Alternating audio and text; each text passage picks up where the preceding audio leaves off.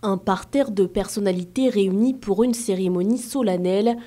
La République démocratique du Congo a commémoré ce 2 août la journée du Génocoste, un moment de recueillement organisé par le FONAREV, Fonds national de réparation des victimes au mémorial de Kinshasa en présence du chef de l'État Félix Tshisekedi, le président congolais qui pour cette 3e édition a lancé un appel aux 2 chambres du Parlement et à la communauté internationale.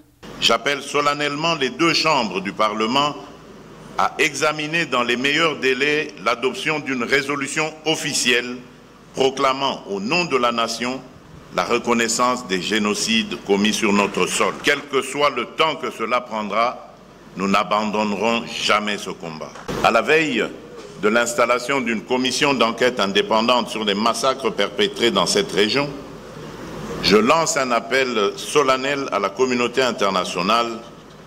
Elle a le devoir moral et politique de soutenir cette démarche essentielle pour établir la vérité, rendre justice aux victimes et jeter les fondements d'une paix durable fondée sur la mémoire et la responsabilité partagée. C'est en décembre 2022 que les autorités instituent par texte de loi cette commémoration du Génocoste. Une journée déjà commémorée depuis 2013 par la société civile congolaise pour expliquer la nature économique du génocide. Terre de richesses minières, l'Est de la République démocratique du Congo regorge d'or et de coltan. Des ressources qui éveillent bien des convoitises à l'échelle mondiale, au préjudice de la population qui paie un lourd tribut à l'exploitation des minerais de sang. Le Génocoste, c'est ce cri que le temps n'a pas étouffé. C'est l'histoire que l'on refuse de bâillonner.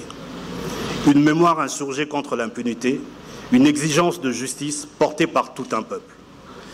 C'est aussi toutes ces femmes violées, mutilées, brûlées, dont les corps portent les stigmates de la barbarie, dont les silences hurlent encore. Cette journée de commémoration se déroule par ailleurs dans un contexte d'espoir.